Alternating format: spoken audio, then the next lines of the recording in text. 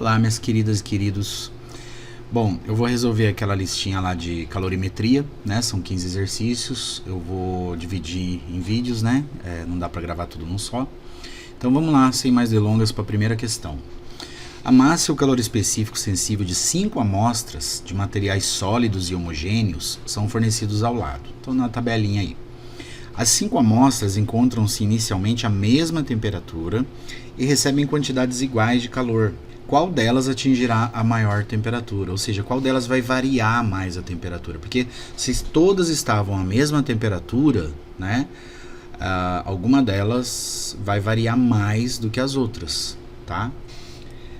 E todas vão estar recebendo aqui a mesma fonte de calor. Então imagina que isso aqui é uma fogueirinha, tá bom? Eu fiz uma fogueira, eu coloquei uma grelha aqui, e aqui eu vou colocar amostras, né? Aqui eu vou colocar a amostra A, por exemplo, uma latinha de alumínio, aqui vai ser outro corpo de outra substância, alguma coisa de ferro, aqui vai ser alguma coisa de cobre, aqui vai ser alguma coisa de ouro, aqui vai ser alguma coisa de prata, entendeu?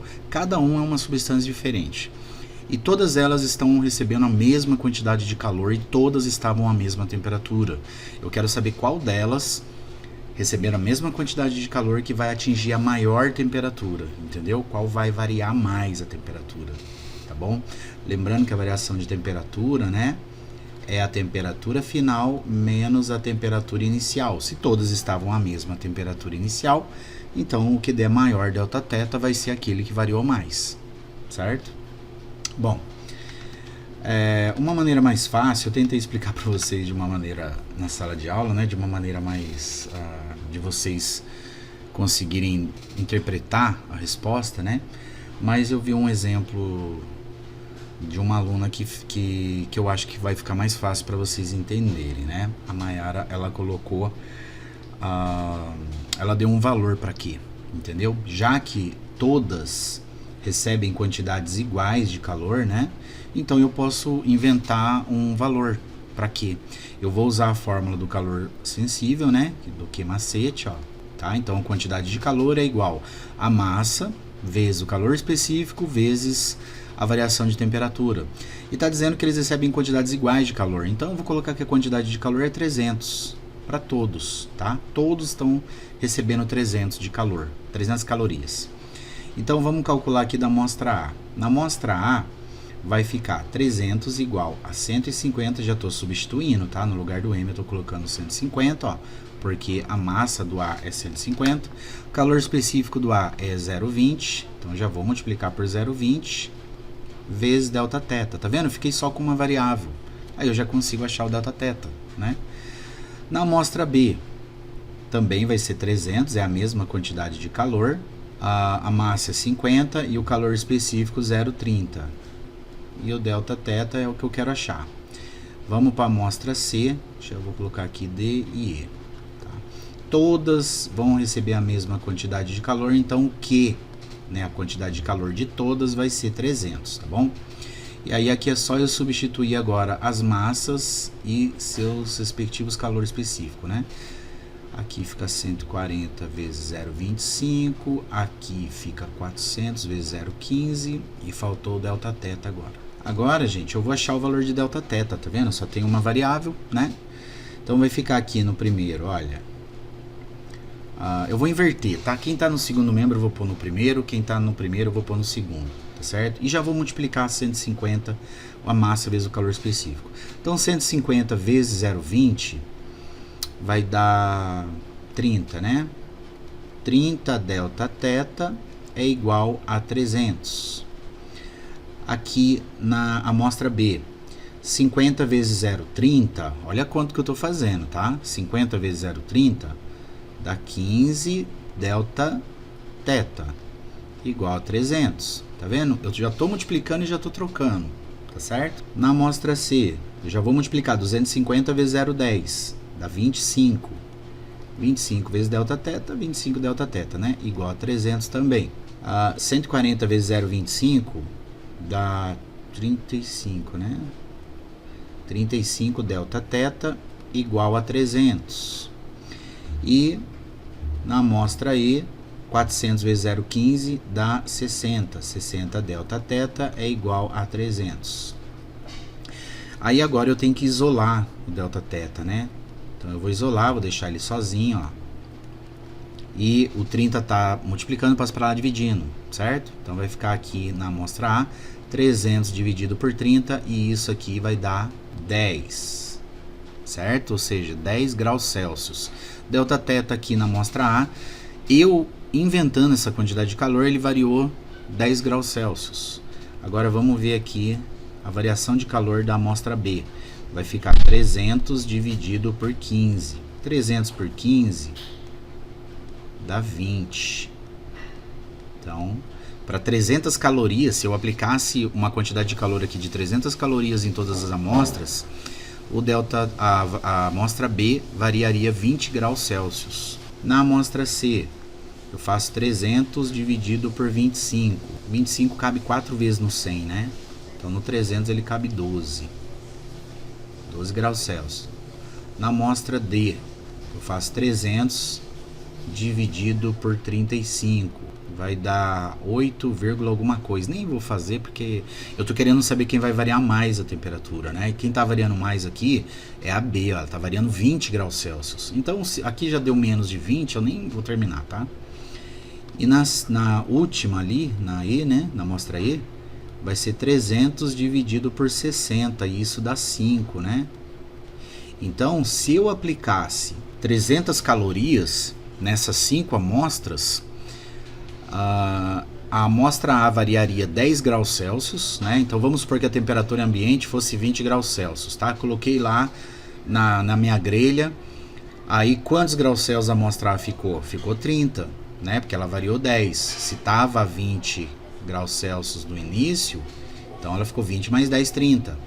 A amostra B ficaria 40, entendeu? Ela variou mais. A amostra C ficaria 20 mais 12, 32. A amostra D ficaria 8 e alguma coisa, 28 e alguma coisa. E a amostra E é a que variou menos, né?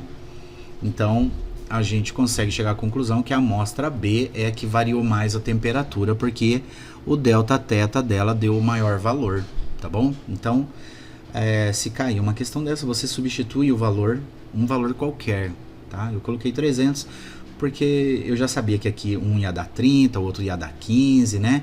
Aí eu falei, então eu vou pegar um número que seja múltiplo de 30 e de 15, né? Que dê pra uma divisão exata, entendeu? Só o 35 que não deu aí, ó. Os outros deram, né? Bom, qualquer dúvida, vocês me mandam uma mensagem aí, tá? Me dá um toque e eu tento explicar de outra maneira, tá bom? Vamos lá para 2? Bom, vamos lá para a segunda questão. No interior do Brasil, nas áreas rurais, é comum usarem cavalos, burros e jumentos para transportar pessoas e cargas nas regiões de difícil acesso para os veículos motorizados. Nesses animais são colocadas ferraduras para proteger os cascos e facilitar a locomoção em terrenos difíceis.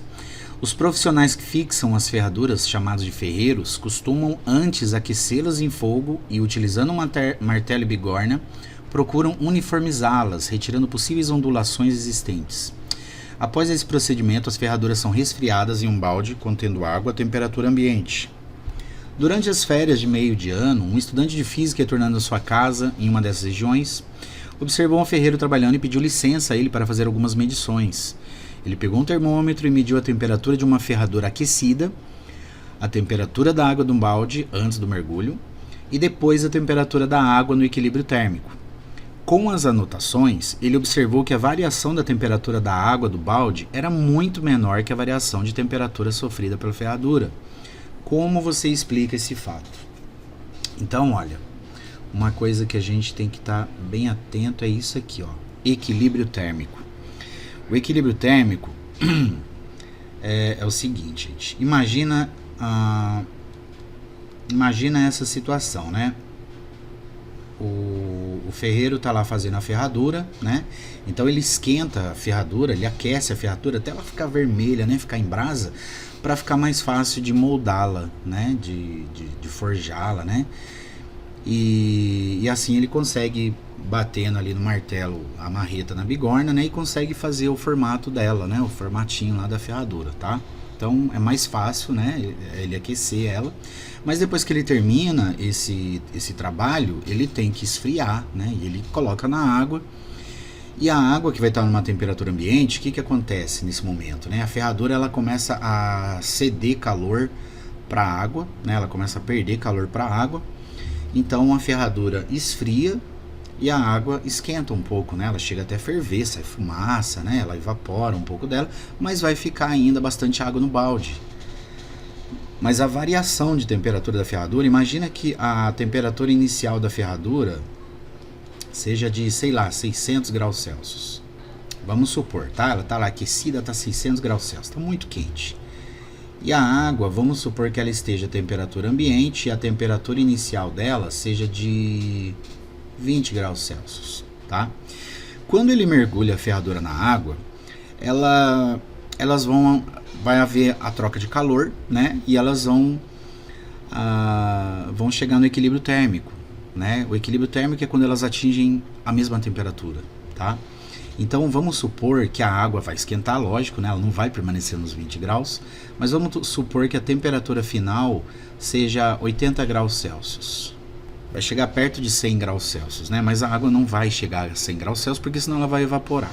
Vamos supor que dê 80 graus Celsius, 90 graus Celsius. De qualquer maneira, vocês conseguem perceber que a variação de temperatura da ferradura ela vai ser muito maior que a da água? A variação de temperatura aqui da ferradura ela vai ser de menos 520, né? Ela vai perder 520 graus Celsius. Para esse exemplo que eu estou dando, tá, gente? E a água ela vai ganhar, né? Ela vai receber calor, ela vai variar a temperatura dela em 60 graus Celsius. Mas perceba aqui a diferença, né?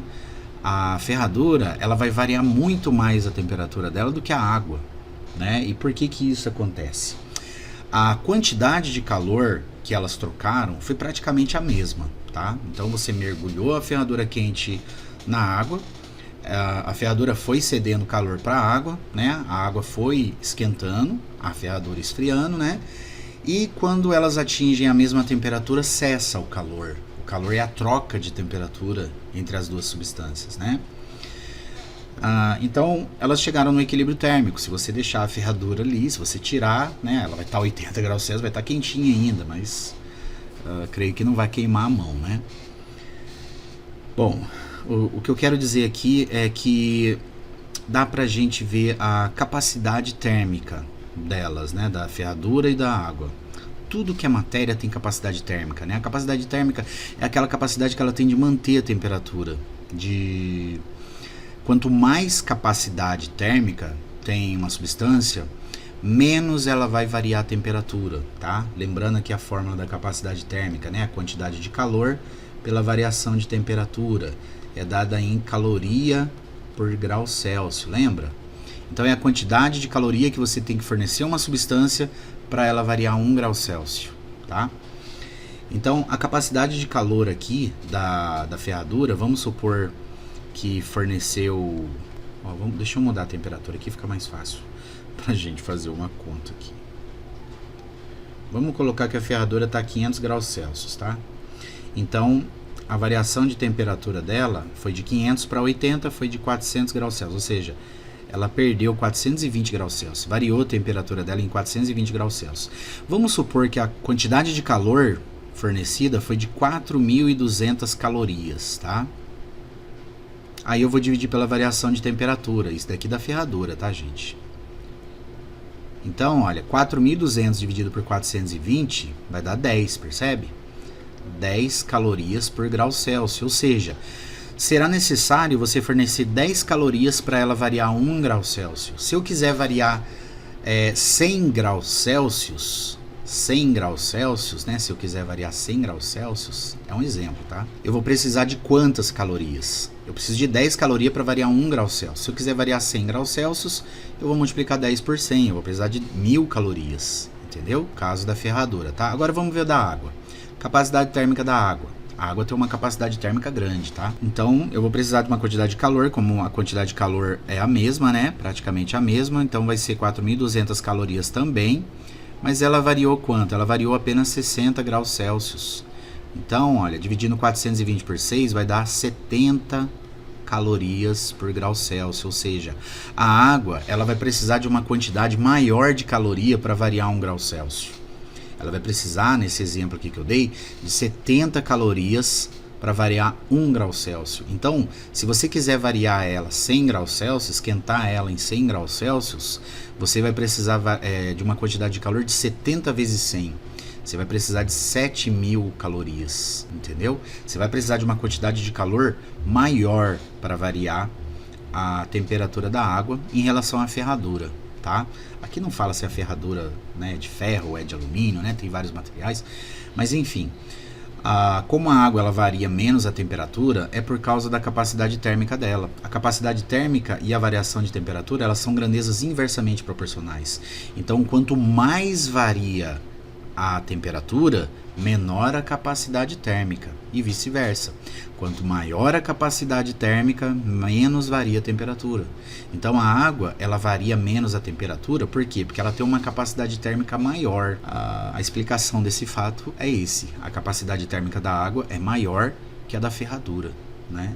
Ela tem uma capacidade maior de manter a temperatura dela. Ela vai variar, vai ser mais difícil, você vai precisar fornecer muito calor para variar a temperatura dela. Basta você fazer o seguinte experimento, por exemplo, você pega um copo d'água e pega uma barra de ferro, por exemplo. Você coloca as duas no sol, deixa ali 2 horas, 3 horas. Quando você encostar na barra de ferro, ela vai estar fervendo, ela vai estar pelando, né? E vai demorar para ela esfriar. A água, você consegue colocar a mão na água, né? Então, na mesma temperatura, né, vai estar no sol, a mesma quantidade de calor, mas elas vão variar a temperatura ali diferente. A água vai variar menos do que ferro, do que qualquer metal, né? Qualquer metal, você esquenta um pouquinho, você põe no sol ali, ele tá pelando. Aliás, vários materiais acontecem isso, né? A água vai ser um dos que menos varia, tá? Uma das substâncias que menos varia a temperatura, tá? Então é por causa disso, certo? Daqui a pouco eu venho aí com o terceiro, tá bom? Espero que tenha entendido.